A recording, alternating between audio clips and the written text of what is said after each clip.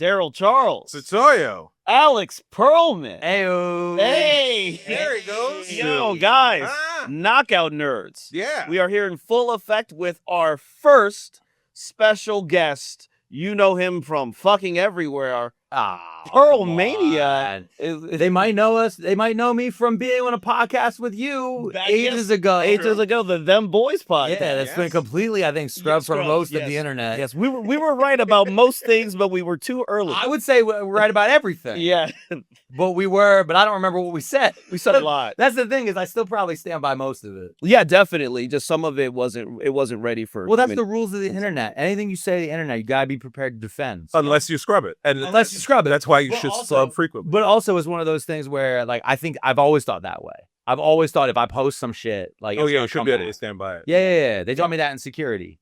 Yeah. When I did mall security, they were like, it was called the New York Times test. Oh. And you're in a situation, right? Yeah. Like, so you're working as like a mall cop. There's a kid in front of the Chick-fil-A. He's trying to fight the Chick-fil-A cow, right? Yeah. And you're like, all right, how is it, when this is reported in the front page of New York Times, what's the headline going to read? And it would be drunk 30-year-old ginger tackles teenager to defend homophobic chicken. Yeah. You know what I mean? Like, that's what that would read. And so it's like, okay, how do we balance this? Yeah. Oh, wow. Awesome. That's amazing. Yeah. Back on my first big boy job, one of the things that they told us was, like, anytime you make a presentation or you send an email, think that one of your sentences is going to be used 2 meetings away from you. Yeah. Like, you have to be that confident in what you do and have that frame of mind, because people clip stuff and take things. So you have to. Oh, 1,000%. Yeah, it's the same thing too. It's like, that was another thing too. It's like, whatever you say, write down. Specifically write down, like in the reports. Yeah. But like, expect to say it in court. Yeah. Like, you're gonna be sitting next to a judge at 8:30 in the morning in front of a room of mad people, because as far as all of them are concerned, you're the reason they're there. Yeah. And now you need to defend the sentence. I thought the child was going to tackle the Chick-fil-A chicken. Yeah. Yeah. Well, see, hey, this is actually just how we talk regularly. This is you're just getting a peek behind the window. But thank y'all for subscribing to the Knockout Nerds, liking the Knockout Nerds, following the Knockout Nerds. It has led us to this moment. So we do greatly appreciate y'all. Also, if you have not, remember to grab tickets. July 2nd, to see Punchline Philly. This man. Yeah, that's me, Darryl Charles. I'm headlining. Setoiyo is featuring. No. We got Alex Grubard hosting. It's going to be a Knockout Nerds night of comedy, so you should. That's a really good show. You see, it is a good show. We did that same show with me. Yes. That was 2 years ago. Yeah. I was just cleaning out a room. I was going through all my 2024 stuff, and I turned to my wife afterwards. I was like, I was gone a lot in 2024, huh? And she was like, yeah. Oh, look, you got your box of memories? I got a box of remember being abandoned. I was like, okay. Okay. Remember when you left me with a toddler child so you could go have fun with your friends? It wasn't fun. It was work. It was a lot of work. Exactly. We did have some fun. We did have a little fun. We did have a little fun. So, I just want to start off with hot takes, man. Sure. Okay. My hot take is women, most specifically white women. I come to you humble. In lieu of recent events, can we retire the name Jalen from your lexicon for at least 2 decades? This is all I have.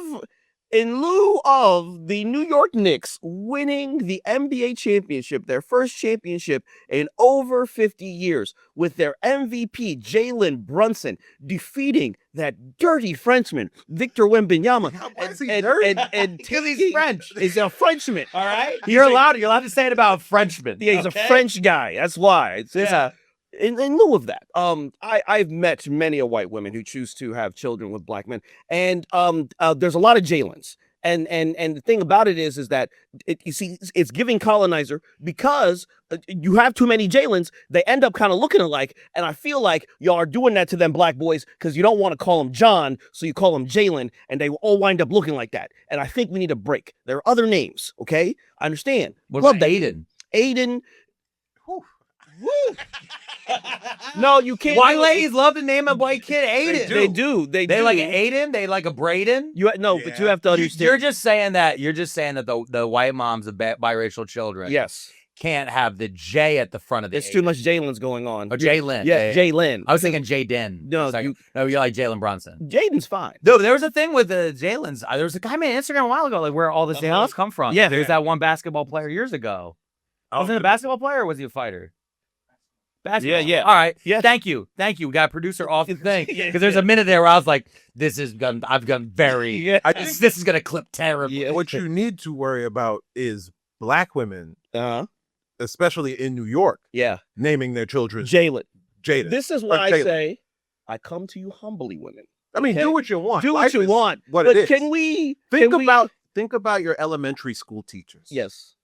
Think about their lives in 5 to 10 years where they got to do Jaden S, Jalen W, Jaden N, Jalen with an I. Yeah. Right. Jalen with a Y. I'm telling y'all, this is going to be a problem. If we don't get ahead of it now, if we don't just try to curve this a little bit, you are going to run into a situation where these boys are going to grow up with unhealthy complexes, and they're not going to feel in any type of way unique in any regard, because there will be in their graduating class in high school 19 Jalen's. And I understand right now you're feeling very vulnerable because you just peed on that stick. And there's a lot going on. Everybody was very excited last week. And that man said, we're going to make a family in your ear. Asking, interesting. Can I say, I find it interesting you never brought this up about Jalen Hurts when he won a Super Bowl. That's different. He's from the South. He's from the South. I'm talking. You didn't say shit about Jalen. I'm talking most specifically to the carpet-bagging Northerners. Okay. I'm not talking about them Southern boys. They got to go through. It's already too late for them. And for that white woman from the South to name that boy Jalen, probably the most progressive thing she has ever done outside of getting pregnant with that black man. And her family is very upset about it. It's going to cost her everything. Everything in her life. She's going to learn about some revolutionary thinking because her family has left her. That's different. The carpetbaggers. Not yet. Well, I guess it was last year. So yeah. First summer too? Yeah. That baby got dog. Come on. Please think of your children. That's all I ask. Okay.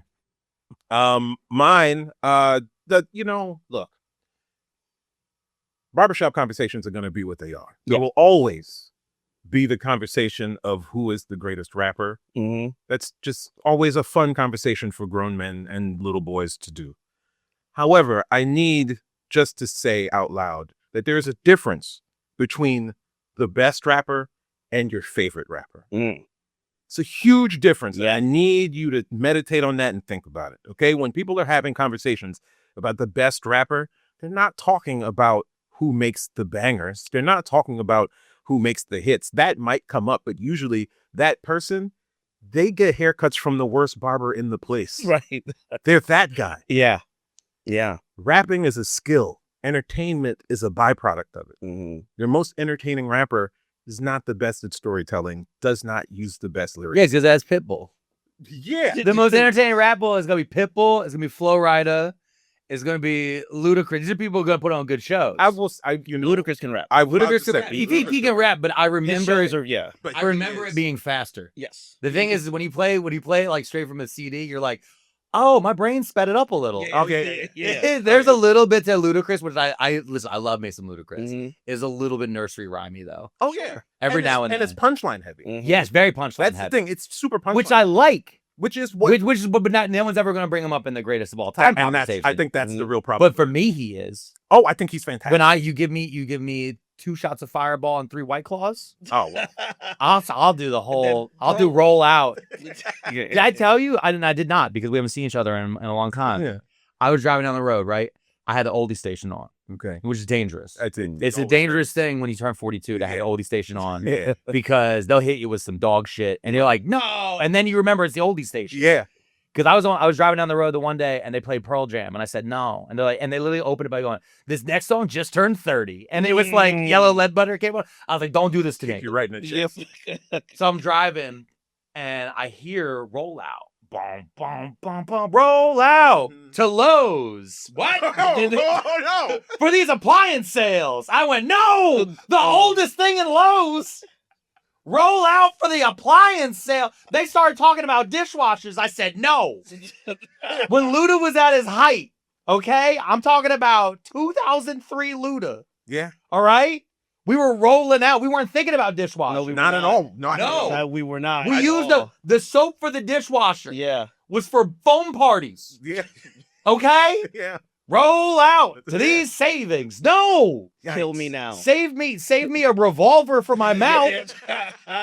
My knees cracked as I hit the brake because I was about to drive onto the train tracks and end it all. But that song is 23 years old. Dude, it's so old. That's the thing is, I think that song actually is like 25. No, because they played it. I played that song as a high school. That was pre-2002. That song is at least a quarter of a century old. Yeah. See, these anxieties that we're now feeling about this rap music, I need you to know, especially as on the topic of your favorite rapper not being the greatest rapper, for all of you fatherless men who love Drake, I need you to understand. Well, I need you to understand this because of how you feel and your dysfunction. You're going to feel this way at some point too, because they are going to do some weird ass remix to a Drake song when you're in your late 30s, early 40s with a child, and you will be driving home after a long day of work, and there will be a Drake song that you swear was a banger. In reality, it was probably mid at this time, but you swear it was a banger, and next thing you know, it's going to be trying to get you to go to Walmart to get these savings and get these deals, and you'll be like, did they do it to Drake? And I'll say, no, Drake did it to you. He did it to you because he said, remix my music and take my money because we're talking about Drake. Nothing. We're talking about Drake from the Sprite commercial. Right. Yeah, we're talking about Drake from the Sprite commercial. And it's going to get worse. Yeah. You never call me on my cell phone. That's why you need to run down to Mint Mobile. Right. Yeah. It's going to happen. So that way they can call you on your cell phone. You understand? Yeah, it's going to happen to you. It's going to happen to you. So I just need you to know, I need you to get ready for this. But that'll never happen to Black Thought. that'll never happen to Lupe Fiasco. Hey, what's the point in the late 90s, early 2000s when that quote unquote backpacker rap was in Ford commercials? Yes, it was. And as a rap fan, we were all excited for it. Well, yeah, Lupe did have the kick push thing. Well, no, but like Yasin Bey was deaf, and he was in like a Navigator commercial or something like that. You know, also it was such a good synergy because Nate Dogg was on everybody's stuff. Yeah, and then Pearlman. Anyway, it was a tough. Your favorite rapper does not have. It's fine. Music is subjective. Your favorite rapper can be your favorite rapper for any goddamn reason, and I don't care. When I do start to care is I go, okay, what's your favorite song by them? And you name like the radio hit, and I go, I'm not talking to someone I should respect. Right. But the best rapper is a matter of skill. Your favorite rapper is a matter of like, did the hook catch you with the right time? I did like that you opened this with the barbershop conversation because as you started saying that, I realized like I've never been in a barbershop. I don't know. Oh, it's a mystical place. Yeah, you go to salons. Yeah, I've always gone to salons. Yeah. It's just the way we used to go to the place in the mall, and I would go to the men that were worked in the salon. Yeah. Or I had Joe and I had Kevin. Yeah, right. But like some people they use their barber to have the conversations, to have the hot takes, learn about community. I don't even like to do it, but for me, I'm very loyal to whoever does my hair. Which it should be. But I use them for check-ins on me. Like I go in, I'm like, what's the last thing I told you? They were like, well, I don't know. You said you were going on tour. Oh yeah. Crashingouttour.com. Yeah. You can get your tickets. It's me and Phil DeFranco anywhere across the entire country. And they're like, oh, you had a baby? I was like, I haven't seen you in a while. Yeah. But there's times where like when I check in and I'm like, oh, I have done a lot of shit. Mm-hmm. Yeah. That's what's nice, and that's why I use mine for. I'd never talk if any of the old ladies, because I got a non-traditional job now, so I can get my hair cut at 2 p.m. Yeah. And so it's 2 p.m. and there's an old lady getting her hair colored next to me. Yeah. And then she'll be like, what was that? And I'm like, it's called TD-Po. It's a South Korean train propaganda. My son loves it. So I get to do that. That's about as much as I do. But I never get into those arguments. Because if I get into an argument with an old lady about like greatest of all time. Right. They're going to tell you about like Frank Sinatra. Yeah, it's going to be like, it's going to get hard because I'll probably know more about that than they do. Yeah. Because the dementia's kicked in and I read Wikipedia too much. Yeah. Yeah. They'll be telling me about some guy. They'll be like, oh my God, he was so amazing. It was 1968 and it was the greatest concert. Oh, that guy's a child molester. You didn't. You mean that guy who touches them? That's what you like? Yeah, no, he was a pedophile. He said it on VH1, and it was behind the music. He was behind them kids, and you don't. That's literally every behind the music. Yes, and you don't want to hear those ladies then defend them because they'll do it. Oh, that they want a hurts. certain age. Yeah. That's what hurts, and that's a terrible. Especially when they throw out those kids knew what they wanted, and you'd be like, dude, I can't. I had a lady do that about Christopher Columbus. When in 2020, I had a job. Listen, it was 2020. It was a different time. I had a job. I was locked in. The building. Yeah. I was what's the word they used for us back then? Prisoner? No, not prisoner. No. The thing where you had the job where you had to go in person because you were essential. I was essential You worker. were an essential. It was crazy. I wasn't essential in my paycheck, but I was physically essential to be there. So as essential worker, it was me, this guy, and this old lady, and then like everything's going on, right? It was 2020. People were in the streets. Everybody's locked in. Everybody's got feelings. Everybody's got opinions. Everybody's sharing them. But we were at work, and it was really hard. We were not. I knew she and I were politically opposed, Right. but this third guy I had no idea, and he like this third guy. I like him now, but he's from Delco, Yeah. So I was like, I don't know, you could say some wild shit. Yeah, it could go anywhere. And there was a moment when she was standing there, and she looked up, and she goes, I just don't understand why they got to take away the Christopher Columbus statue. Nah. And I'm like trying to sit there and be like, I only explain the history of colonialism, child slavery. And this guy over my shoulder goes, because he was a fucking kid fucker. And I was like, whoa, and he just went in on it. He was like, first child sex slave operation in the fucking world. Are you crazy with me? You want to build a statue of that man in the park? And I was like, all right. All right. This is my kind of white vibe. I'm right there. I was like, okay, here we go. Oh, yeah, sure. I'm friends with that man to this day. I understand. Yeah. And then she said, and then she literally went, well, I didn't know all that, but I don't know. What are your sources? And he legit went, then you don't care. Yeah. You're not going to read them. You're not going to read it. You don't read. You don't. You just feel. Yeah. So you do. It shut her down, man. It shut her down for the rest of the... It's hard to defend it. It's hard to defend that. She didn't come back. Listen, everything else was happening. Think back to 2020. I'm locked in a building with this woman for, it was like, I want to say like almost 400 days. Every day, 5 days a week. Walk in, and just the worst fucking Archie Bunker takes sitting in the corner. That's amazing. Every fucking day. Alex Pearlman, what's your hot take? Oh, I haven't already given them? I feel like there are a bunch out there. No, it's fine. My hot take is it wasn't better. You were just little. Fact. Yeah. My reason for me, it was when I learned this years ago was Thundercats. Yes. Yeah. The TV show Thundercats. I knew somebody who loved Thundercats growing up.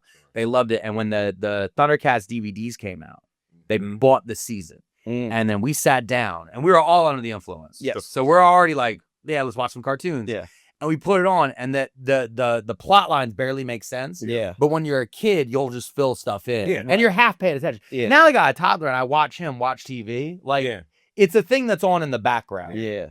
And then he'll stop, and he looks, and he's like 30 seconds, kind of locks it in. And then he goes, all right, cool. I'm going to go smash my face into the wall for no reason. And I'm like, what? Yeah. But if I turn it off, you're a dictator, yeah. But this has been a thing I've been noticing about a lot of different shit. That Yeah. they always sit there that they always want to put on. People say rose-colored glasses. Not even rose-colored glasses. It's just it's nostalgia is one thing, but the second thing is just this belief. Yeah. And it's just because you were littler. That's all it really was. Yeah. Your uncle wasn't that tall. Yep. He was fat and a piece of shit, and he was balding back then. Yep. You're this TV show or this actor that you really like they weren't that much better. Yeah. Like some of the music too. Like that's the thing is I've been sitting around like going through more and more stuff.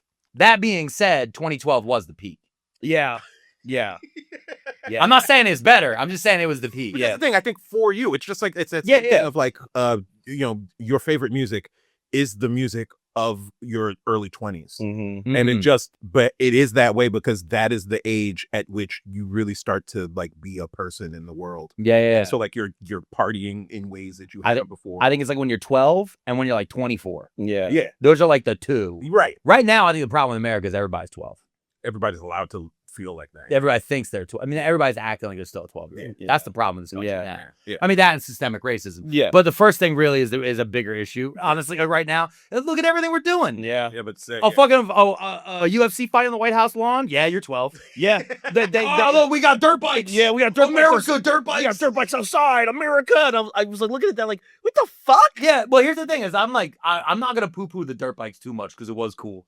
But I will say, dirt bikes are America. Yeah, I will say that. Yeah. It just sucks that they had to mix it in with all the other fascism. Yeah, of course. You know, right. I mean, but if Biden would have did dirt bikes on the front lawn, I'd have still been like, That's my other hot take. We gotta stop doing that. Yeah.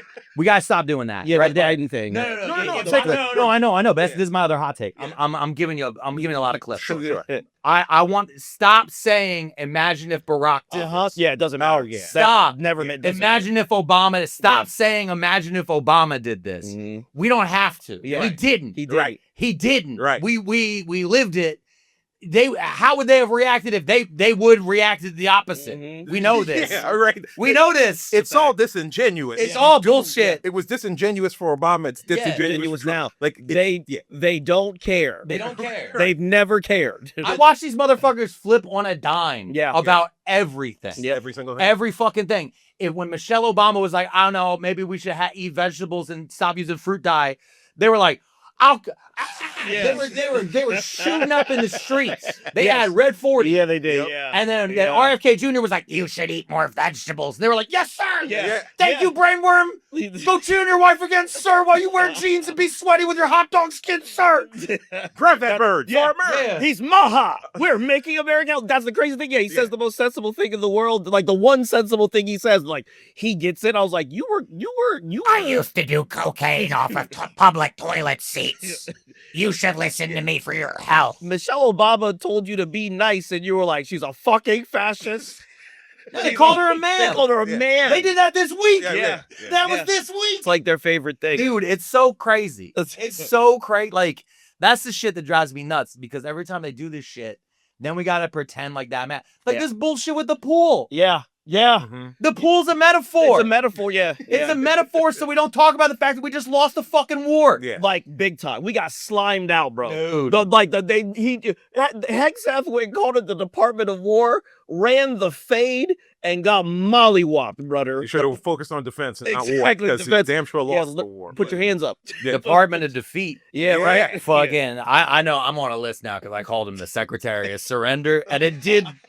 The video did too well. That shit did numbers. Fuck. He knows you now. I gotta fly across the country now. I'm gonna go through TSA checkpoints. Yeah. I got 12 cities I'm going to. You do have like 12 cities. Boston, Massachusetts, Philadelphia, Pennsylvania, Pittsburgh. Yes. We're going to be in San Francisco. You go crashingoutour.com and you can find out more about it. Isn't that crazy? I know. Baby. Maybe I'll have friends show up to maybe do a little bit of open for it. Hey. Who knows? Things could knows? happen. Hey. I'm not alone in this, so that way I can blame the other guy. Every time somebody asks me, like, can I do it on the show? I got to talk to Phil. I got to talk to Phil. And then I don't. Yeah. And then I come back and I'm like, it's not in the It cards. didn't work out. I never directly blame Phil, Yeah. but I say, I got to talk to Phil. Yeah. And then I come back, I say, it's not in the cards. That's just classic couple stuff. Yeah. I was doing that with a wife when I had one. Yeah, Yeah. that's what you do. Oh, dude, it's Oh, yeah, I got to run it by. Yeah. it's the best move. Oh, yeah. Anybody like that. That's one of the, there's like 2 reasons to have a wife. That's number 1. And number 2 is love and companionship. Yep. And that's really, if there's any message we can. And if you want to know about my wife, check out the podcast, Too Many Tabs. Oh, guys, I love capitalism. I got to plug everything. You do. No, We're gonna. Hey, It's called call to action. You guys already did it earlier when we you told did. people, give them, if you're listening to this in Apple Pod, give 5 stars in a review. If you're watching on Spotify, 5 stars. Leave a comment down below. If you're watching this on YouTube, you should hit the hype button. If you guys have, I don't know if you have the hype we button. don't have the hype button. It depends on Yeah. depends on if it's mobile or not. Yeah. It's weird. Some videos get hype, some don't. But if there is, look for the hype button. If there isn't a hype button, you should comment. There's no hype button because of systemic racism. Yeah. Huh? There it is. So on the note of that, I think that this is a perfect time to talk about what my episode will be for today, because we've talked about all this Americana stuff, and I like the fights and the violence, and I want to bring up what I truly believe is the last great white hope, who is very emblematic of the great white hope mythos, and is also very emblematic of America itself. And I'm going to tell you guys about the life of Tommy the Duke Morrison. Now, some people know Tommy the Duke Morrison as Tommy Gunn from Rocky V. Of course. Tommy Morrison was actually a boxer, was a boxer of note. Tommy Morrison was born, I believe, January 2nd of 1969 in Nebraska. And he was born to Tim and Diana Morrison. That is the whitest shit you've ever said. Yes. Definitely. He was born in Nebraska to Tim and Diana? Tim and Diana Morrison. Okay. And let me tell you, Tim and Diana Morrison were a couple of fucking crash outs. These people were insane. They Good were breeding stock for a prize fighter. For a prize fighter. Yeah. So Tim Morrison was a boxer himself. He fought in the Kansas City Golden Gloves. His brothers fought in the Kansas City Golden Gloves. This is a regular Texas tornado situation. Yeah. Diana Morrison also wanted to be a fighter, so much so that her stepfather trained her, and she was, for a time, an amateur boxing referee. She was so committed to the idea of fighting that she had Tommy Morrison get a tattoo of boxing gloves, I believe, on his left shoulder. But she had him do it like she did it when he was a man. Yeah, when he was a boy. Like a boy. He was a child, yes. And she tattooed him. Wait, she tattooed a baby? Well, a boy. Okay. I mean, but Yeah. like a legal baby. As a parent now, everybody's a baby. Right. So, yeah, he was a baby. For me, like anybody, I see people like, you're a baby. Yeah. That's a child. That's a child. A child, she got boxing gloves. She tattooed. He tattooed. He never had a chance. He didn't have a chance at all. So, and you have to keep in mind that these two obviously should come. What year was he born again? You said 1969. Okay. It should come as no surprise that both of his parents were incredibly physically violent. They had a very, very combustible and toxic relationship. They separated many, many times. On one occasion, Yeah, by a referee, and then the bell rang, and they had to go right back at it. At one So point- this is a Jelly Bunny roll situation. Yeah, the original, the original, baby. Oh, real bad. There's somebody on TikTok. They can't stop posting memes of like when Bunny cuts the cord on the George Foreman grill, that Jelly Roll just wins in the judgment. That's hilarious. I can't stop fucking dying laughing, dude. There's something about a white trash couple breaking up Yeah. that I like. You can sit it. It feels like something you can laugh at a distance on the bus. Yeah. You know what I mean? Yeah. Like on the other end of the bus, that's funny. That's funny. When sitting next to you is that's Oh, this not- is horrible. It is horrific. You have to be quiet, or else you will become the problem. And speaking of which, at one point they separated. At one point, and Tim went and got himself a little girlfriend. And Tim and that girl were hanging out at the bar, and Diana heard about it. Diana pulled up to the bar with a knife. Oh, I thought you would have came in with the mouth guard. No. She came in with your yada mean. Hey. And then she went up to that lady and yada meaned her. And yada meaned her to the point that that woman lost her life. Oh, she killed the girlfriend? Diana went to court, and somehow, some way, they acquitted that woman. Oh, it's because. Yeah, it's it was because, yeah. Nebraska. It was Nebraska, in the 70s. yeah. So at that point, Tim says, "Oh, she crazy. You killed my sweet thing." So that's when they actually They got to separated. play. This is because they didn't have the Carrie Underwood song. No, they did song. not. No, they didn't have. The one to tell you to go take out the tail light Yeah, and cut up the seats. they didn't have none of that. Yeah. So that's when they finally separated. And then Wait, no, they were already. they were, but no. Yeah, they were on a break. Yeah, But yeah, they yeah, were on a break. They were no, no. she didn't agree. Yeah. that he could be out at a bar with his Damn sweet sure thing. didn't. Yeah. Yeah, that's a break. It's not a separation. I said, don't come back to the house. I didn't mean go to another bitch's house. That's what that was, right? Mm. So at that point, they end for good. And then Diana takes Tommy. Things ended that night. A relationship and a life. So Tim, Do you think they had one more crack? after Probably. that? Because listen, I'm just saying, in a relationship like that, he's probably one of them dudes who be like, "Nah, man, she real hot when she yells." Yeah. Oh yeah. Yeah. I mean, there's something there. she punches me when we do it. I like it. Yeah. That's how I come hard. You know what I'm saying? So I Diana. love that this show is not run for context collapse. There's some shit that could get clipped the fuck out of here. Yeah. Because that's the thing. Like, my shows are now so big, I can't say shit like that. Yeah. Because some guy from Bangladesh using Opus AI shows up, clips the fuck out of it. I have scrolled and caught myself saying shit on TikTok. I don't remember. Yeah. Because it's clips from podcasts now. That's how they get you. That is how they That's how they get you. One day may they get us. Hey, you know what? I have to get on Saturday Night Live first. Yeah, that's Before true. anyone even tries. It wouldn't Out of context. It was. That's the thing, is it doesn't matter anymore. Right, It doesn't. That's if you can make it to the weekend. Yeah. That's all you got to do. Yeah, true. If you can have a controversy on Tuesday, if you could get to Friday and without apologizing, you're fine. You won. That's how it So goes. that's why I want to talk about. No, go ahead. Okay. So at this point, Diana takes Tommy and they move to Oklahoma. Wait, she kept the kid? She kept the kid. She murdered a lady in a bar, And then tattooed her baby, And then kept him because they were like, look, we know what she did, but look at him. Yeah. This is what the patriarchy is. Yeah. This is the evil of patriarchy right here. That is like the height of toxic masculinity. Brother. Because they were like, no, the lady should still be handling the yeah, baby. It's yeah. like, no, I don't know if any of them should be handling that baby. I think you should take that baby. That baby should be taken away. I don't care how old this kid is at this point. I don't care if he's 17. Take him away. Right. So at this point, they're in Oklahoma, and Tommy, of course, given what he grows up in, naturally is a very rambunctious, capricious at times, and violent kid, right? In Oklahoma. In Oklahoma. Have you ever been? I have been. So it's a terrible place. It is. I know you want to get to the next line, but I do want to lean in the fact Oklahoma is one of the worst places I've ever been in my life. If I ever... We're not going on tour there. If you want to see where we're going on tour, go to crashingouttour.com. And you'll find all the information. Find all the information, not Oklahoma. Yeah. We tried getting Texas. Yeah. It was difficult. We had theater issues. I'm sure you did. They didn't like my politics. No, they don't like your politics. No, we approached too late. Oh, okay. It's not as easy as comedy clubs. No. Like clubs you just call and go, hey, I never told anybody about what you stole. And then they let you in. Yeah. And you want to do a weekend? Yeah, okay. No, Yeah. well, the small room's open. Yeah, we can do whatever. Yeah, I know. Small room's always open. Yeah.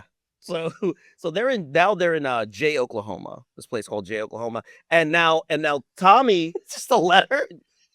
It's probably named after a guy named Jay. A guy named Jay. Murdered a family at night, and they. Where are you from? I'm from Jay. yeah, That's all. Okay. very, very strange. And but Tommy, he grew up learning to fight. Yeah. So at the age of Mom's 13, a murderer. that's true. And she tattooed boxing gloves on him as a boy. Yeah, at the age It's like a fucking Batman villain. It's like a Batman villain origin it story. really is. My mama stabbed my daddy's girlfriend. Brother, After she tattooed boxing gloves on me. That's the when I only way learned. you'll ever feel love is from the fists of another man. And that's when I learned life's a cruel joke. And then we moved to Jay, Oklahoma. so you are, Some of you were born and must accepted the darkness. you merely imagined and inherited the dark. I Oh, was God. born in it, raised by it. This kid turns 13.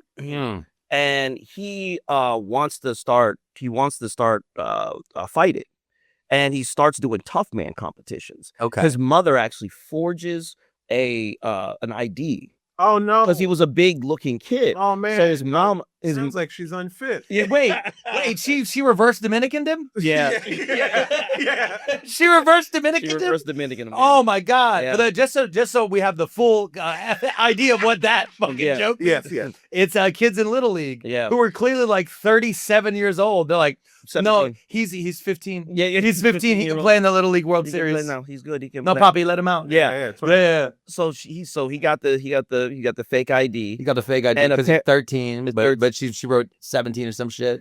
and apparently in his first fight he knocked out a 39-year-old man. Okay, so I'm gonna say this right now. That is not difficult. Yeah. At 42, Yeah. at 42, it's not difficult to knock me out. I wrestle a toddler. Yeah. I got a 2.5-year-old. Yeah. Also, the other thing too on the other side of that is when you got a bigger kid, it is difficult. Yeah. Because my kid's 2.5. I've almost fought other parents now at the playground Yeah. because they think he's He's like older. 5 or So something. they think they're older, and then they go, "What's wrong with him?" I go, "He's not. He's actually special. He's big and he's smart. You're a little dumbass kid over there. Look at how much eye contact he's making." And then, but I've been learning. To Yeah. not like Yeah, it's bad. fist fight. Yeah. Fist fight another parent. Yeah, Tommy's family, they didn't teach him that. But how big would he end up being? Tommy Morrison, I think he was like 6'2", 6'2". but he was like a stocky. Yeah, 240, 230 to 250 range. Yeah, and He's for a- back then, yeah. he's 6'2". That means he had to be a big He's a kid. big boy. Right. He's a big kid. So he had 20. Knocking out. He had 22 tough man fights. What is a tough man fight? You gotta explain it. So a tough man fight, they have these little competitions where it's like just literally guys who think they can fight. They can be drunkards, they can be waywards, they can be nomads. Many are biker gang members. Okay. So he was knocking all them dudes. Are they wearing gloves? They were wearing gloves. Yeah. Okay, so this is boxing. It is a type of boxing. It's yeah. a type of boxing. Yeah. So Okay. he had 22 tough man fights, So 120. this is like that shit. Okay, so this is like that fucking one. There's a one clip I saw years ago. I think you know what I'm about to talk about. The referee choke slams that motherfucker. Yeah. Yeah. You know what I'm talking Yeah, about? yeah. It's I think it's a tough man fight in like Mhm. Sturgis or some shit. And the referee's like, it's done. Yeah. And then the one guy still throws a couple extra swings. Yeah. And He chokes Puts him him down, yeah. And in the moment he does it, the ref knows it's the coldest shit he's ever going to do his entire life. Yep. Yeah, do the walk off. Yeah. See that? Chokeslam, if you like, I've legit chokeslammed I know you somebody in a have. fight. I think I saw it. I think you did see I it. did see it. And it was there's a moment before the impact hits. Yeah. You're just like, I'm the coolest motherfucker. Because no, I remember When you're actually chokeslamming Yeah. somebody, it's legit like, this is cool. I remember that choke slam because you did a walk off. I did. I had to. You had to. Yeah. I had to walk away. you I was did. like, but when they pop back up, we have problems. Yep. But I was like, I'm gonna be at least 5 people away. Yep. And then if the cops show up, Yeah. I can go, I don't know what you're talking about. I've been over here the whole time. The whole time I've been chilling. So yeah, so he's doing that. He wins 20. Yeah. He wins 21 of his 22 tough man fights. And then he actually gets away from boxing for a little bit. He goes into basketball and football, and he's very good at both. Because he's a child. No. Because he's a child. And they said, hey, do you know there are other sports? He said, really? Yeah. And then they put a ball in his face. This is fun. This is fun. Yeah. This doesn't remind me of my parents. Tommy, no half kill. Yeah. Tommy, love ball. Protect ball. Run into big man. Big man want ball. Tommy must kill for love. That's exactly what happened. This guy. We used to have athletes who did it all. Yeah, too. back in the It's day, fucked up now. Yeah. You know, that's because of racism too. Well, Good travel leagues. Mm-hmm. These kids get in the Press the fucking kids out. They press these kids into fucking travel leagues and they only play one sport. Mhm. That's why you got like 16-year-olds getting Tommy John surgery. Yeah. Yeah. And shit, because they're only pitching. doing that. Yep. Back in the day, you pitched during baseball season, you played basketball during the winter, you played football in Yep. the fall. Did all the sports. You played hockey because you were track, rich. yeah. You played lacrosse because your dad had like insane generational wealth Yeah. from exploiting foreign people yeah. and stealing their natural resources. Wasn't that what, that's what Nolan Ryan said? Was like the reason for his longevity? Was that he played other He played sports. other Yeah, sports. because you have to stretch other parts of your Right, body. exactly. Yeah, you have If all you do is a fucking dumbbell curls every day, eventually you're gonna have a bad fucking elbow. yeah, exactly. You gotta do leg day sometimes. So he's doing all these sports. That's and, so smart. and yeah, he was pretty good. He was actually very good at all the sports that he did. And he was actually offered a scholarship to his local college in basketball and in football. But his mama, It goes. Here she is. but Diana, She let the knife start talking. Diana had she let the voices get in her head, and she said, Chase that she said, basketball coach straight out the house. My boy, fight! he beats up men for a living. And she looked at him and she said to him, We don't pass the ball. We stab it. yeah. Do you want my love? Do you want my affection? CTE another man for love. We didn't even know. We didn't have an initials for it back then. So She just sits- called it love No, tabs. gay ass sports like football in this house. How dare you? You want to put on pads like a lady on her period? like a bitch, concuss a man. Concuss him now. So football. We wear helmets. Yeah. Break the helmets with your head, Tommy. she says to him, "Yo, daddy fought in the Kansas City Golden Gloves. Your uncles fought in the Kansas City Golden Gloves and won. You will fight in the Kansas City Golden Gloves." And Tommy fought in the Kansas City Golden Gloves and won. And Tommy said, and I quote, "Never made it to university." So he goes back into fighting, and then he That is decides. so not the full story. Yeah, no, that's what he said. That's just what he said. Said never made it back to university. So Mans then he then goes to the Nationals of the Golden Gloves, goes very far. Then he goes to the Olympic trials. real fast. Yeah. Just- I know you guys know boxing. Yeah. And I don't want to assume for everybody else. Can you explain Golden Gloves to me? Is it just a tournament? Is it It's like a like- Mortal yeah, Kombat style? It's an tournament? amateur tournament.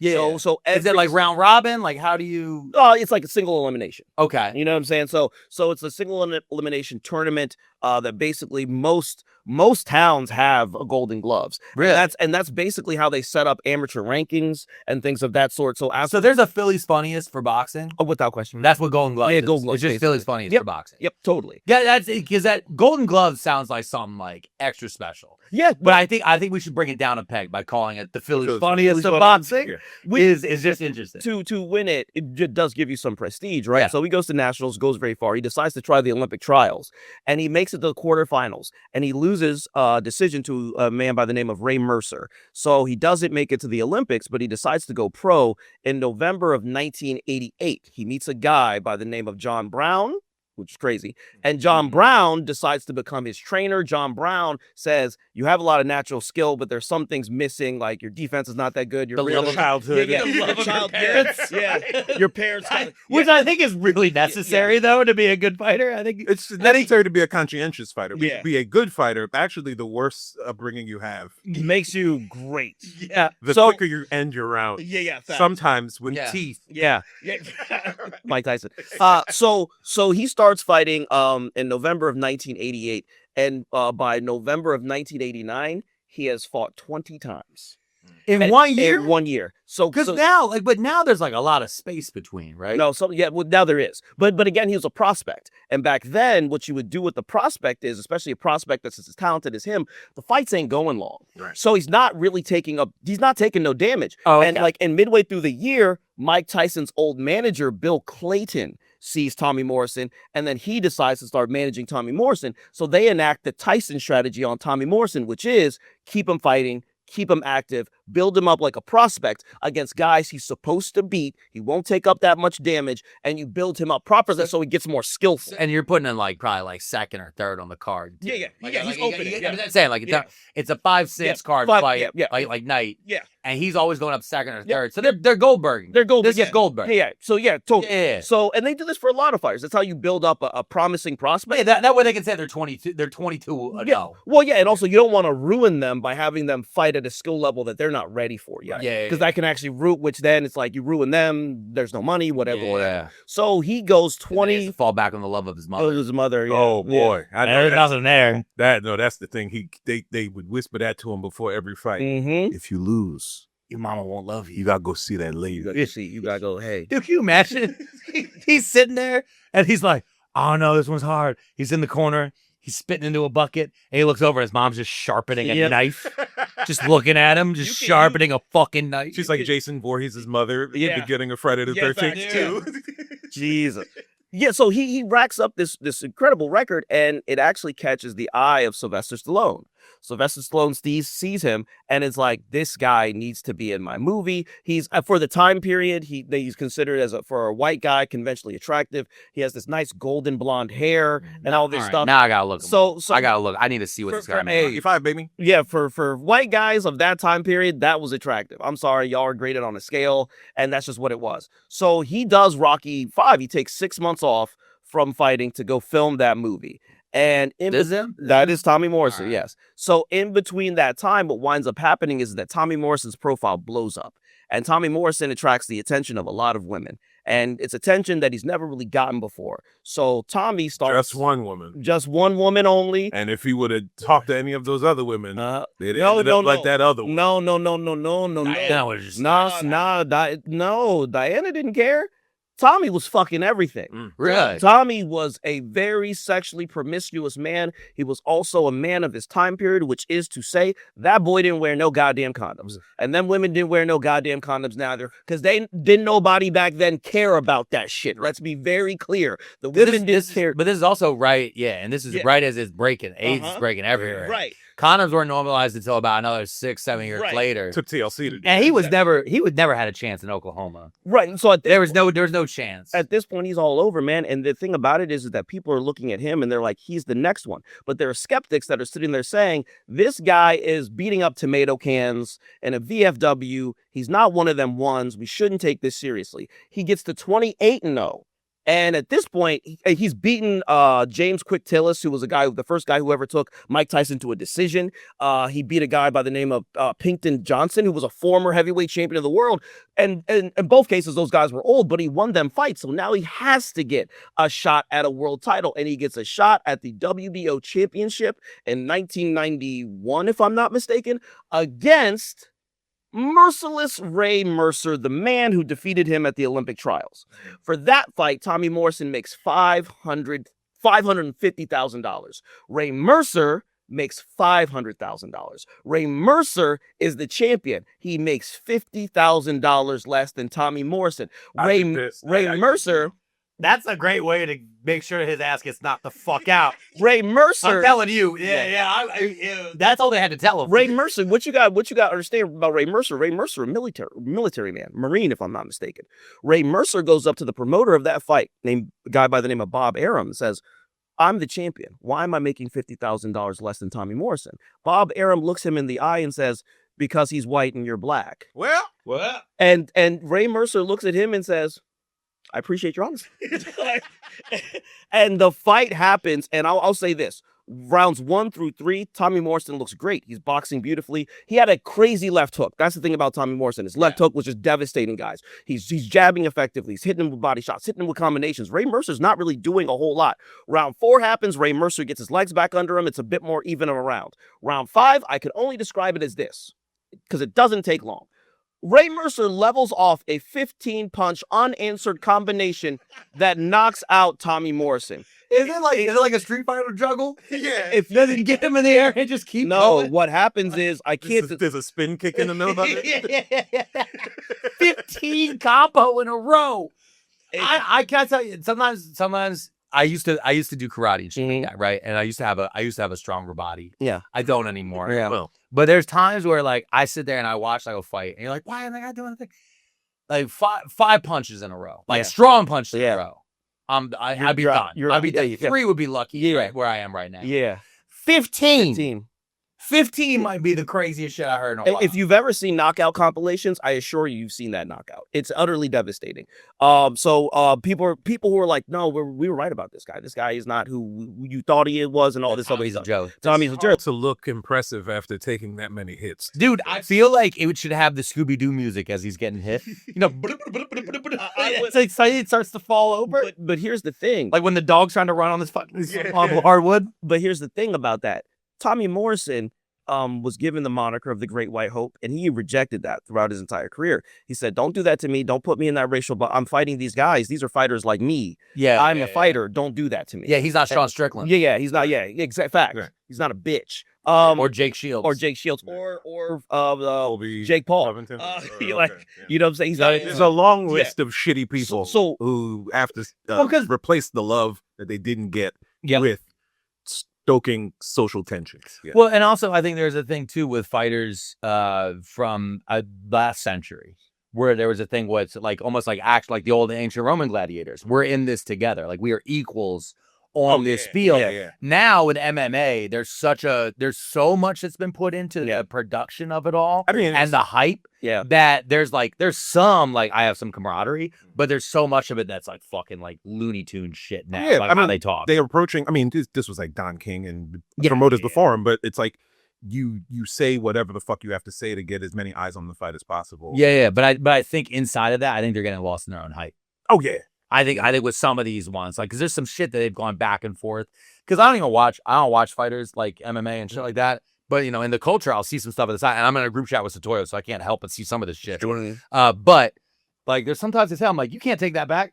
Right. And they act like they can. And I'm like, you can't take that one back. Yep. Yeah. And then with some of these guys, like Sean Strickland and Jake Shields in particular, and then that other fucker, the guy who said the shit about Michelle Obama, like, and all this shit. When I look at those, I'm like, there's a little bit extra that you wouldn't have heard as overtly back in the day. Yeah. Because there was an understanding eventually, none of us are going to make enough money. Yeah. And eventually, I'm going to be old and somebody's going to show up because of that statement. Yeah. Well, and all that punch is going to be behind that fucking statement. And not for nothing, oftentimes what would happen back then is that at the end of the fighter's career, especially fighters who had fallen on hard times, the people that would take care of them were other fighters. Yeah. So he didn't want to be seen that way. So after his loss to Ray Mercer, he comes back in 4 months because he's not Jerry Cooney. When Jerry Cooney lost to Larry Holmes and you didn't see him for years. He's like, no, I'm a real fighter. He comes back, rattles off 4 wins, 4 impressive wins. They're building him back up. He's doing what he's supposed to do.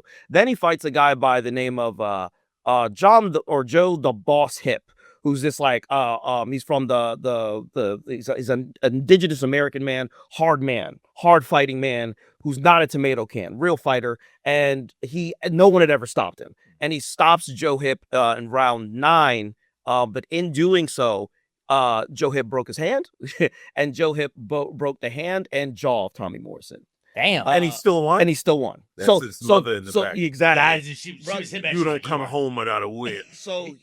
Come home with your shield or on it. But let me say saying J, Oklahoma. for whatever. State slogan. No, I've been to Oklahoma. Yeah. Their state slogan is, "What are you doing here, Jew?" All right, that was when I had stopped in fucking Oklahoma City. They're like, "You want to see our bombing site?" I was like, "No, No, actually, I would No. prefer want to. I think I should go. But again, I say this to say it's a very important note. For all the things you can say about Tommy Morrison, he wasn't no bitch inside that ring, right? So then he takes some time off, rattles off another 4 wins. So he goes on this like this crazy win streak to then earn a shot again at the World's Heavyweight Championship, the now vacant WBO Championship. And all he has to do is beat George fucking Foreman. That's all. That's it. You can be world champ. Just fight George Foreman, possibly the hardest hitter in the history of the heavyweight division, who, if I'm not mistaken, has the greatest knockout ratio in the history of the heavyweight division. Now, what's interesting about this fight is that when Tommy lost to Ray Mercer, George Foreman came up to him and said, "Hey, you're a really great fighter, but you need to work on your conditioning. You should be running an hour every single day. You need to do your road work because the minute you got tired, you became a victim." And damn, that's good advice. that's very good advice. That's very good advice. And Tommy, here's the thing. There was an old saying about Tommy Morrison. His trainer would say this. He said about, or not his trainer, his manager would say about Tommy Morrison. Tommy Morrison will train for 2 hours every day, and the other 22 hours he will spend boozing and fucking. So there was an understanding. Yeah. See, the thing is, I got real fast. I want to defend Tommy here for a minute. I do. Because that's what it's supposed to be. Yeah. Also, that's the thing with these fighters and stuff like that. Like, their job is to get a concussion. Yeah. Right? And this is this way with all sports. When the Ivan Dragos of the world showed up with all the sports analysis and the peptides and the treadmills and the perfect thing. Back in the day, when you go and you look at a Babe Ruth, when you look at some of these like classic 1940s, even going to 1960s athletes, there was an understanding of we work out for a couple hours, and then we party, and then we not even party, but then we just live. We just live. Yeah. When you get some of these other guys, you have some people who are like superhero genetic freaks. Yeah. Right? They're just there. They're going to exist. Then there's this other group of people though who will train in a way like Batman level training. That I'm like, there's this. Tommy's the middle. Yeah. Tommy's the middle of like, what would you do? Oh, you got paid $500,000 to get your ass kicked. Yeah. Okay. Yeah. What do you do after? Yeah. What do you do now? I think he has enough concussions that he didn't buy a used car dealership. Yeah. Which is what he should have done. Yeah. But I think I want to come down here. I'll knock out these prices. But if you think you can get a better deal, my mom will stab the man. So Tommy, but for this one, he understands. Like Tommy he respects fighters, but he's also like, this guy might kill me. Yeah. So he leaves Oklahoma. He goes to a military base, I believe in Virginia, and he just trains. There's no booze, there are no women, there's nothing. He literally just trains. Because George Foreman legit was just like, you will die. Yeah. And now they're gonna put him in front of him like that. Who clocked him? Yeah. Who clocked him like 2 years ago? Yep. So then he gets into the best shape that he's ever been in, and they have this fight. And people thought, you have Tommy Morrison, a generational power puncher. You have George Foreman, the generational power puncher. This fight will not go long, and someone will die, and we will love it. And to much of the chagrin of everyone else, Tommy Morrison said, ain't no fucking way I'm doing that with that man. He boxes. It's the best fight of his entire life. He's never looked better. He boxes. He sticks and moves. He's using footwork. He's using a fucking jab. He's throwing combinations. He's getting in the moment, because Foreman's slow. The moment Foreman tries to throw anything, he gets the fuck out of there. Yeah. Because, now, he's 20 years younger than George Foreman. He's 24. Foreman's 44. And this is before. George Foreman was 44? But hold up. Yes. 44? He was still punching? Yeah. So I'm sorry, I'm 42. I understand. I can't even imagine. Yeah. 10 years ago. He did it longer than 10 years ago. I worked as an announcer for pro wrestling. Mm-hmm. Getting in and out of the ring, I was winded. All I had to go, coming up next to the ring, some fucking asshole. Yeah. And I was like, I'm done. Yeah. I had to go off to the side. That was 10 fucking years Yeah, ago. no. That'll be 2 years later from now. I'll be fighting a 24-year-old in the fucking ring. And I don't For even the have title. for the title. for the title. Yeah. And this is pre-grill money. Yes. Yeah. Oh, well, pre-grill. I know. That's what I'm saying. Yeah. I'm just putting it in the context. I'm acting dumb for the context. No. I understand, but it's just I know. You're right. It's fucking ridiculous. It's Yeah. insane. Yeah. This happens, and people cannot believe what they're seeing. And the 11th round, people are starting to boo. And Tommy Morrison says, "Yeah, suck my dick. I'm gonna keep on jabbing this fucking man. I'm not training with George Foreman. I'm not stupid."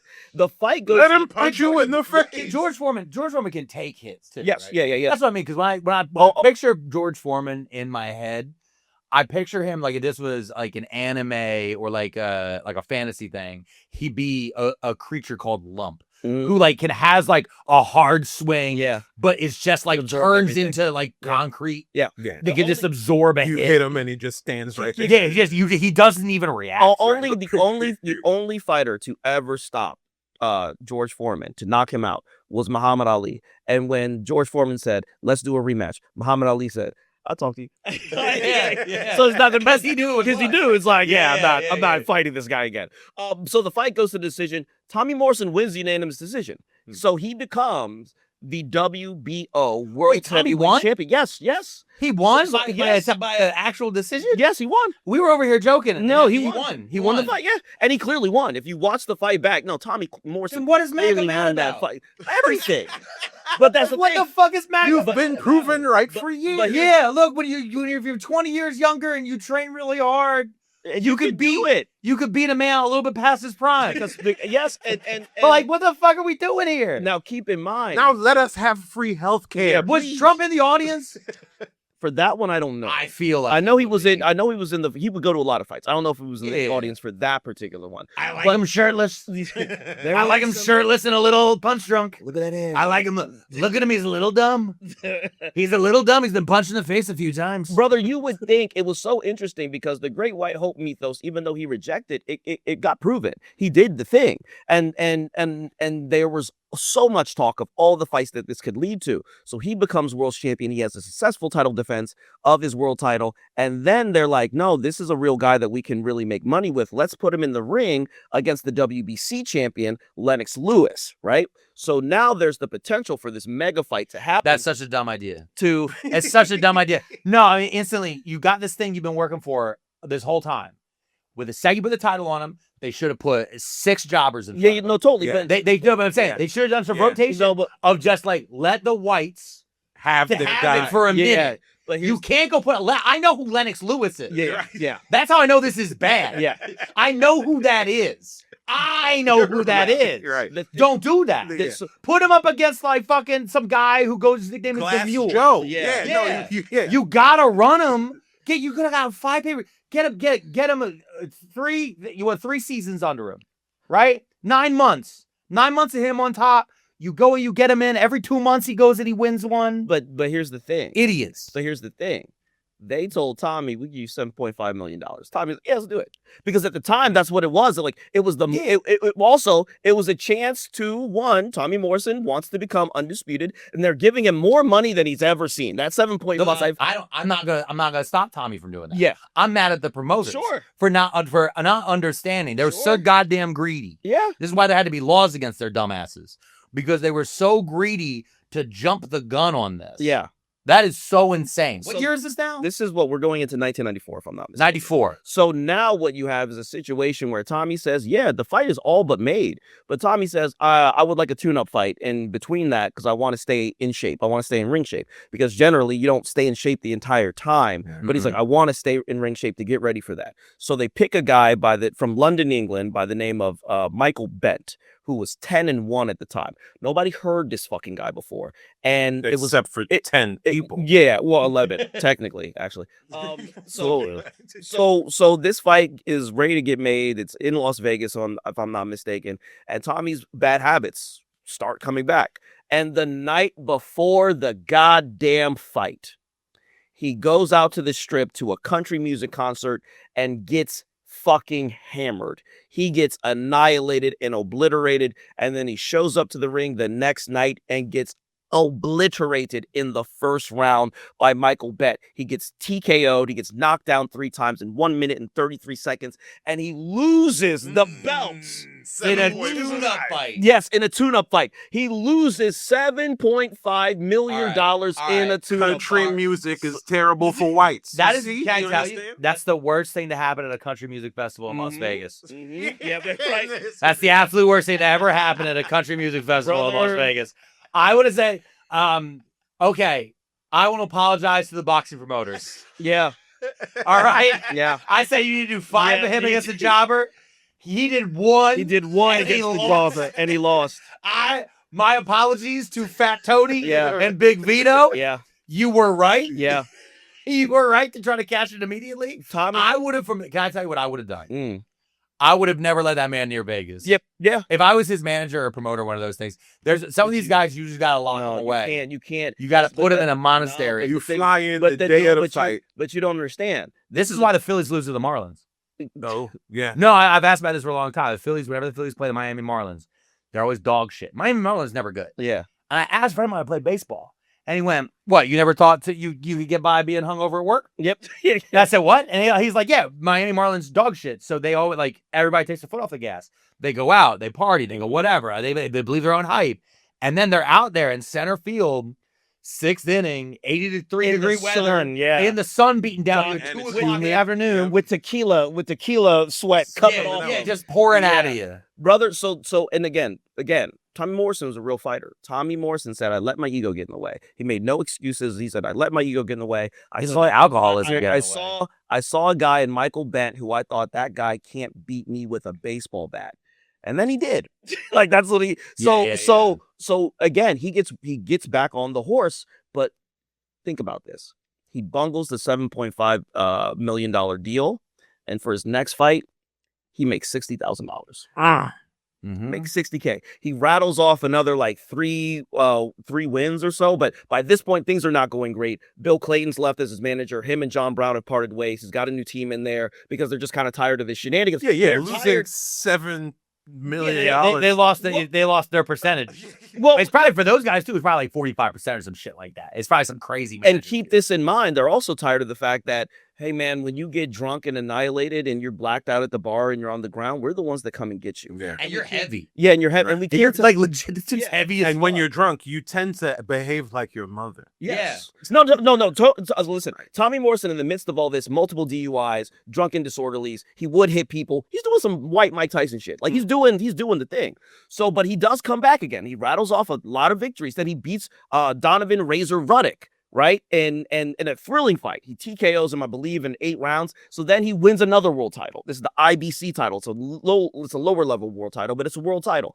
And they're like, cool. Now we think you are ready to fight Lennox Lewis. And he agrees to fight Lennox Lewis. So how much? For a fraction of that. I think it's like 1.75. Like, boo-hoo. Yeah. What? Oh no! And, Will somebody think a Tommy Morrison. $1.75 million? So Oh, this fight. I wouldn't even fight Lennox Lewis I for wouldn't even- 1.7. I wouldn't get out of bed. Brother, this fight finally happens. What would be your number to get in the ring with Lennox Lewis? 1.75 million. I'll take that punishment. Oh, you? Yeah. What would be yours? Oh yeah, I'd take it. You take it? Right? Yeah. Yeah. Anything over $1 million. 12.5 million. I'm falling down as soon as he Yeah, goes. we- up. That's the thing. win I the- realized, you know, the old saying, everybody got a price. Yeah. Was what's his name? Billy Darman. Yeah, Beyonce used to say it all the time. Yeah. Everybody got a price. I sat down and really thought about it. 12.5 million is mine. I'll Yeah. say whatever you want. I'll put on that MAGA hat. Yep. I'll do it. And I say it everywhere. I try to be very open about it. 'Cause Yeah. people say some weird shit about Yeah, me sometimes. Somebody's Yeah. got 12 million. So Yeah, but listen, 12.5 million, I'll say whatever you want for a year, and then I'm gone. Yeah. I'm gone. 12.5 million, we're selling out. Yeah. yeah. So let's go buy some property. Right. And let's It'll be a go private let's live on yeah. that passive income. Yeah. You'll never see me again. Yeah, no, exactly. And this is the thing, but that's what's fucking crazy about it. I think 1.75 million, because I feel like you at least gotta let Lennox get like one hit in. Oh yeah. Because I'm not- You got to go. You know that none of us here are good enough to Yeah. to fall Actually. with the hair away. Brother, you. I mean, I did a lot of fake wrestling with my friends in high school. Yeah, but I don't know. He punches faster than you can imagine. Like, yes. Like he punches fast, like his arm swings faster than a butterfly wing. Yeah, it's fast. You know what I mean? Yeah. Okay. So you got to. All right. Which butterfly wings flap did you just face? What if I mouth, I'm sorry, and Well, there's that thing that Big Show before said. No, before the but fight starts. Yeah. Just across the ring, you're like, you gotta keep this in mind too, though. Like fighters do have an understanding, right? There are situations. I take that 1.75 million, and that man will look at me, and Lennox Lewis will look at me, and be like, this guy's not. Yeah, but that's a man that's used to being punched in the head. Yeah, but To be fair, like that's a man that's used to being punched in the head. I'm gonna give him a show. I'll take you this many rounds. Don't do nothing funny. it's gonna be If like the you- Jake Paul thing. Yeah. where the dude smiles and Yeah. breaks your jaw in 2 places. No, but Jake, that's That because was- that's That was different. good though. That was We needed that as a people. That was a Well, problem. I think everybody needed Jake Paul's whole face to snap in half. But that was different. The reason Anthony Joshua did that to Jake Paul is because Jake Paul was disrespecting the game and disrespecting him and Nigeria. and Nigeria and Anthony Joshua was a real fighter, so he's like, I'm gonna break your fucking face because you've been disrespectful, Yeah. right? In other situations, you will see fighters carry other guys who don't box like that because, like, I'm gonna give you a show, just don't do nothing cute. If you do something cute, that'll hurt you, right? But if you don't, Tyson and Jake Paul. right? He Exactly. carried him. Yeah, he carried I him. mean, let him go, whatever. Yeah. Sure. Okay. You got your little. Yeah. They gave you your decision. Whatever. Yep. I don't care. I don't care. I give my money. Yeah. So then this fight gets set up, and Tommy Morrison's a 3-1 underdog. So he's not given much of a chance, and he's just not as skillful. Like there are levels to this shit, and Lennox Lewis is in a totally different stratosphere. Tommy he's game. He gives it what he's got. He's totally game, but he gets knocked down a couple times. He gets obliterated with like I think an uppercut in the 6th round, and they stopped the fight, and it was a good stoppage. He finally got that fight. He was one of the few guys who would fight Lennox Lewis when the opportunity arose. I've talked about this in other episodes. Riddick Bowe didn't want to fight Lennox Lewis when the opportunity arose. Mike Tyson initially didn't want to fight Lennox Lewis when the opportunity arose. Evander Holyfield was a little skittish on the idea of fighting Lennox Lewis when the opportunity arose. Tommy Morrison said yes immediately and did not deviate. And he stood on Because business. his mom was standing behind him with a knife. Pretty much. Yes. His mom was standing directly behind him, knife in his back, and saying yes. Yeah. But then, It's me, I'm Tommy Morrison. but then I say yes to the fight against Lennox Lewis. the thing happens. Diana, why is he He's just- British? Why is this thing Sorry, like, as if that boy was proper. is that you talking, Tommy? And there's a single tear. Just like, Yep. I mean, all of it. Everything my British soul says. But this man has proven himself because the Oh, Lennox pay-per-view. Lewis did have dreads. Yeah. Oh, yeah. The pay-per-view, because Lennox Lewis he wasn't really a draw until like the end of his career, right? The Tyson stuff had to happen. He had to go through a whole bunch of stuff to be seen as a draw. But that fight did relatively okay. And that caught the attention of Don King.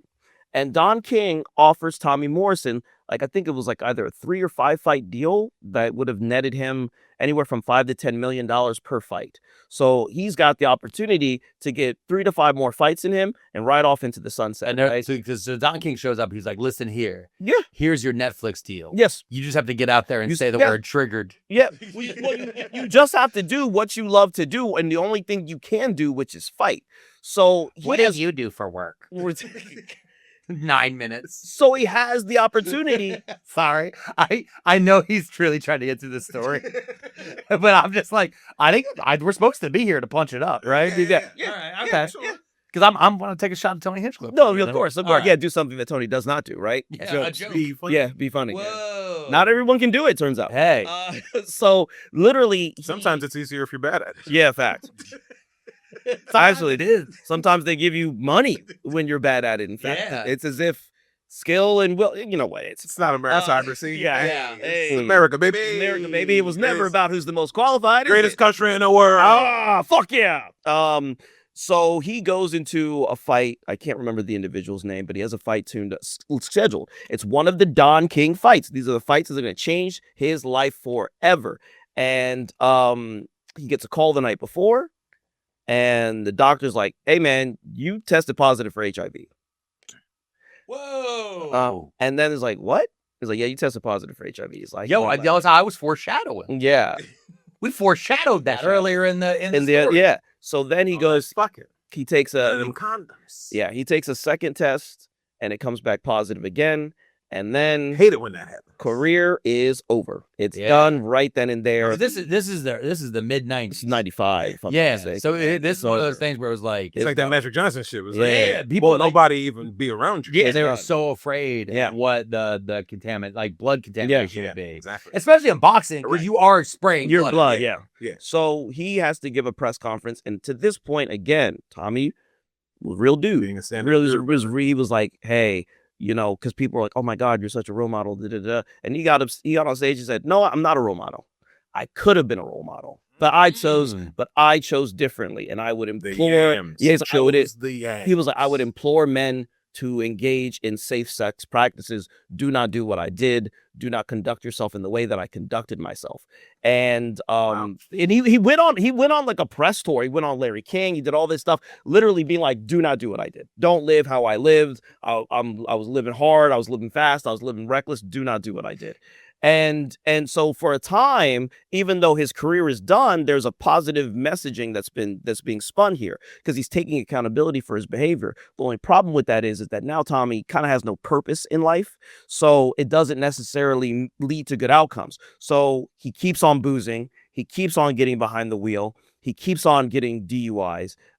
His house in Jay, Oklahoma, his ranch, mysteriously burns down with him in it. No one knew why it happened, but he sits there and says, "Well, the people of Jay, Oklahoma obviously didn't want me to live no more, so someone burned down my spot." I wouldn't. Here's the thing. I actually wouldn't doubt that. Right. So especially for the time. Yeah. Being somebody so publicly with AIDS. Yeah. As in with HIV. Yeah. To be so publicly with that. And he probably had problems with people at time. Yes. Especially if he's drinking a lot. Yep. He was. Yeah. Yeah. He's definitely been saying some shit, and people have been saying shit to him. Uh-huh. But also the other thing too is not only did you mention he doesn't have a purpose. Yeah. He also has a death sentence. Yes, he does. And he's sitting there this is at a time, 1995. Yeah. The antivirals aren't there. We're No, not prepped the same way we have. Like a lot of people now, it's always kind of shocking to me.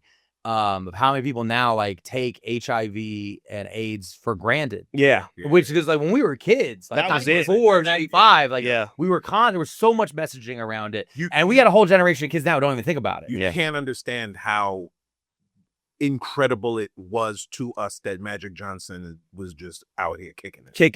Like he was on future drugs. Back then, it was like, especially back then. Back then, he's dead. That's what we. It's over. Well, and usually what you would hear that because all right, so in Tommy's case, he's caught a little bit different. Probably Magic Johnson's too, because they're regularly getting blood tests done to make sure there wasn't other issues, and the AIDS test was in that, so they caught it. But for most people, when they were found, when they tested positive for HIV, they usually tested because there was something else that was already wrong. They were sick. And then the compound of the two. Right. And so usually when you'd find out, someone had like 6 months to 2 years. Yeah, they had full-blown AIDS by that point. Yeah, they were already. The T cells. Somebody going, "You're not looking good. Right. Yeah. You're looking a little pale. Maybe just go talk to the doctor." Something like that. And then they go, and before you knew it, they would just waste. So, but again, Tommy has resources. He got money. So he had HIV. Where's Diana during this?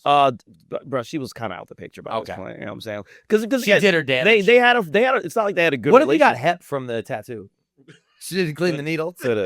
We could have. That's how the dirty needles is the thing. Yeah, they didn't have a great relationship. You know what I'm saying? So but yeah, Tommy starts doing weird shit after one DUI. A judge orders him to get a psych evaluation, and of course those were private records, so we don't know what the outcome was there. But I would imagine there was some stuff going on there. What it said, exactly. The doctor was like, "So how do you feel about your mother?" And that doctor never spoke again. We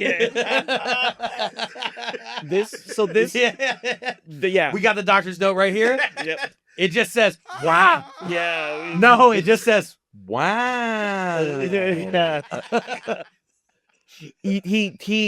I'll give it up to the therapist though to not release shit. To keep because I had when I've heard some stuff from somebody and they're like, "Now you can't tell nobody." I'm always like, "That's not." I don't like that. I don't like that. Right, but he keeps on doing weird shit. He becomes a bigamist. He marries 2 women at once. With AIDS? He stops taking his HIV medication. Then for a time, he starts claiming that he did not get HIV from unprotected sex with women. He says he got it from steroids. Then he starts claiming he does not have HIV, that he was tested wrong. Then he goes to Japan and he has 3 fights overseas where being HIV positive does not nullify you from engaging in combat sports. I think he fights 3 more times in boxing. He wins those fights. But by this point, he's already. That's gotta be crazy. But by this point, he's doing weirder things. Since his body's actually breaking down because he has HIV, it's probably turning into full-blown AIDS at this point. He's shrinking, so he gets bicep implants. He gets pec implants to still look like what he once looked like. So he's going into these fights looking like that. His pec implants, they turn septic, so they have to take them out. You know what? I'm mad at you in skilling me with some level of belief. I'm a good story was going to end. I'm a very went around the country. He told people he was being a you didn't even let me relax. I'm a good in the storyteller. Japan fight. No. For like a minute. No, because that moment, but he went from, his ranch burning down, having AIDS, thinking he's about to die, to going to Japan, being able to fight, actually still win a fight. Yeah. He won those fights. That's what I'm saying, though. It's like that had to have been a good moment for him, but I guess you're telling me no. No, Okay. no, it wasn't. That was everything inside of his hollow. That was the facility. Shit is leaving Las Vegas, man. Come on. So then all that stuff's happening. He keeps on getting DUIs. He's becoming more conspiratorial as the day goes on. And then 2013 rolls around. I think he marries an ex-wife because the other 2 left him. 2013. So then 2013. 2013. So How the fuck? He's running.